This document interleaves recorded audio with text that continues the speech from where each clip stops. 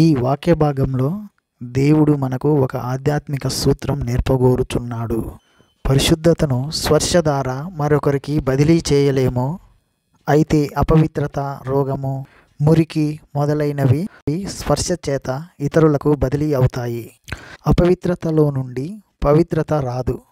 అయితే పవిత్రతను అపవిత్రత పాడు చేయగలదు. ఒక పాపి ఎంత ప్రయత్నించినా దేవునికి ఆమోదయోగ్యమైన నీతిని ఉత్పత్తి చేయలేడు. పాపము నీతిని కనజాలదు. ఉదాహరణగా చెప్తాను. ఒక పాత్ర నిండా మురికి నీరు ఉందనుకోండి. అందులో కొంత మంచినీరు పోసి చూడండి. అంత మాత్రాన ఆ పాత్రలోని నీళ్ళన్నీ పవిత్ర జలం కాజారదు. అయితే పాత్ర నిండా పరిశుద్ధ జలం ఉంటే 1-2 బొట్లు మురికి నీరు వేస్తే అంతా మురికి నీరు అవుతుంది. ఒక అబ్బాయికి స్ఫోటకం పోసిందనుకోండి. ఆరోగ్యవంతుడైన మరో అబ్బాయి వచ్చి ఈ స్ఫోటకపు రోగిని ముట్టినంత మాత్రాన ఇతనికి రోగం పోదు, ఆరోగ్యం రాదు. అయితే ఈ మంచి అబ్బాయికి స్ఫోటకం వచ్చి తీరుతుంది. విశ్వాసి పాపంతో చెల్లాటం ఆడకూడదు. అపవిత్రమైన దాన్ని ముట్టకూడదు. జాగ్రత్తగా ఉండాలి. పాపుల సమాజంలోనికి వెళ్ళి అక్కడే తిష్ట వేసి కూర్చొని సువార్త ప్రకటిస్తాను అంటావా? త్వరలోనే నిన్ను గూర్చిన దుర్వార్త మాకు వినబడుతుంది. యూదా 23వ వచనం ఒక్కసారి వినండి. అగ్నిలో నుండి లాగినట్లు కొందరిని రక్షించండి. శరీర సంబంధమైన వారి అపవిత్రమైన ప్రవర్తనకు ఏమాత్రము ఒప్పుకొనక దానిని అసహించుకుంటూ భయముతో కొందరిని కరుణించండి. సోదరుడా, సోదరి, పాపంతో ఆటలాడుకోవద్దు. పాపం ఒక అంటు జాడ్యం. మన ప్రభు అయిన యేసుక్రీస్తు జీవజల నిధి. ఆయన ఒక మహాపవిత్ర నదీ ప్రవాహం లాంటి వాడు. ఆయనలో అపవిత్రమైనది ఏది పడినదే పవిత్రమవుతుంది. యోహాను సువార్త 4వ అధ్యాయము 14వ వచనము, యోహాను సువార్త 7వ అధ్యాయము 37-38వ వచనము. యేసు అన్నాడు, నేనిచ్చే నీళ్లు తాగేవాడు ఎప్పుడూ దప్పిగొనడు.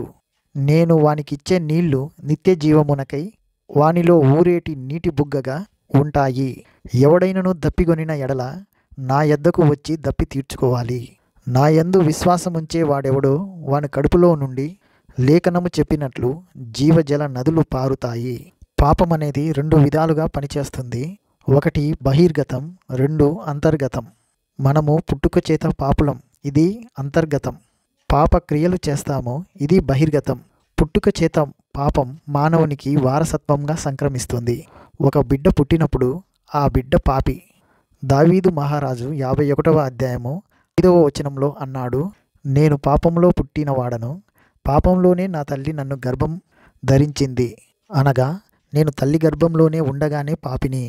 ప్రాతిపదికంగా దేవుడు నేర్పే సత్యం ఇదే. మనమంతా పాపంలో జన్మించాము.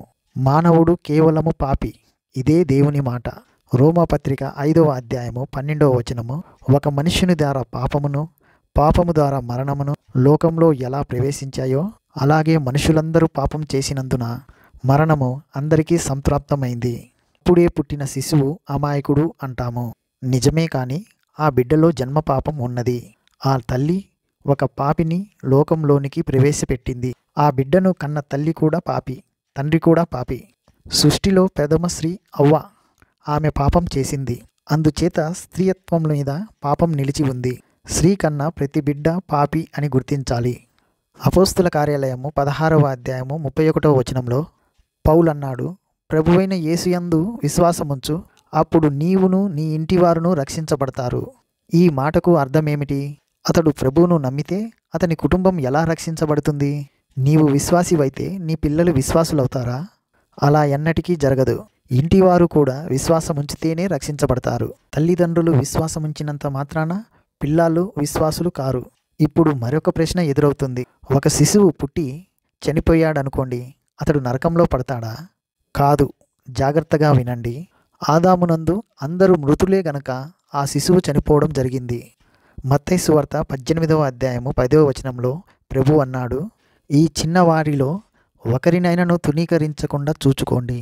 వీరి దూతలు పరలోకమందున్న నా తండ్రి ముఖమును ఎల్లప్పుడూ పరలోకమందు చూస్తూ ఉంటారు.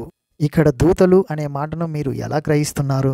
ఈ మాటకు అర్థం ఆత్మలు. చిన్నపిల్లలు చనిపోతే వారి ఆత్మలు ఎల్లప్పుడూ దేవుని ముఖాన్ని చూస్తూ ఉంటాయి. చిన్న బిడ్డ చనిపోతే బిడ్డ ఆత్మ తండ్రి వద్దకు వెళ్ళి ఆయనతో సదాకాలం ఉంటుంది.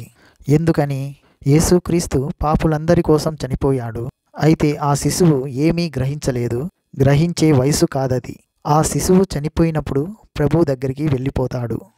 చిన్న పిల్లలను గురించిన ఈ అద్భుతమైన ఏర్పాటును మా శ్రోతలు గ్రహించాలి, గమనించాలి. మరియా అందరిలాగే తాను ఒక పాపే. అయితే ఆమె కన్న శిశువు పాపరహితుడు. యేసు పుట్టుక ఆమెను రక్షించలేదు, కానీ తాను స్వయంగా యేసు ప్రభువును స్వకీయ రక్షకునిగా నమ్మి నూతన జన్మ పొందినప్పుడు మాత్రమే ఆమె రక్షించబడింది. గలతీ పత్రిక 3వ అధ్యాయము 27వ వచనం నుండి, క్రీస్తులోనికి బాప్తీసం పొందిన మీరందరూ క్రీస్తును ధరించుకొని ఉన్నారు. ఇందులో యూదుడని గ్రీసు దేశస్థుడని లేదు, దాసుడని స్వతంత్రుడని లేదు, పురుషుడని స్త్రీ అని లేదు. యేసుక్రీస్తునందు మీరందరూ ఏకముగా ఉన్నారు. యేసుక్రీస్తు పుట్టినప్పుడు మరియ 2 గువ్వలను అర్పణగా తెచ్చింది. అనగా తాను పాపినని పక్షాన బలిగా 2 గువ్వలను తెచ్చింది. అయితే యేసుక్రీస్తు పక్షాన బలులక్కరలేదు. యేసుక్రీస్తు లోకానికి తానే అర్పించబడిన బలి. ఆయన దేవుని గొర్రెపిల్ల. లోకంలో పుట్టిన వారందరూ పాపులే. అందరికీ క్రీస్తునందు రక్షించే కృప కావాలి. క్రీస్తు కార్చిన రక్తము మన పాపాలకు క్షమాపణ కలిగించింది. సోదరీ సోదరులారా, ముగింపులో మీకు ఒక ముఖ్య సత్యాన్ని ప్రకటిస్తాను. ఆమె అపవిత్రురాలు అన్నప్పుడు ఆమె పాపి అని కాదు అర్థం. శిశు ప్రసృతికి దేవుని దృష్టిలో ఎంతో విలువ ఉంది. కానీ ఆమె బలి ఇవ్వడానికి శుద్ధి దినాలు ముగిసి ఉండాలి. శిశు ప్రసృతి దేవుని కృప. ఎందుకనగా యేసుక్రీస్తు కూడా ఒక శిశువై లోకంలో పుట్టాడు.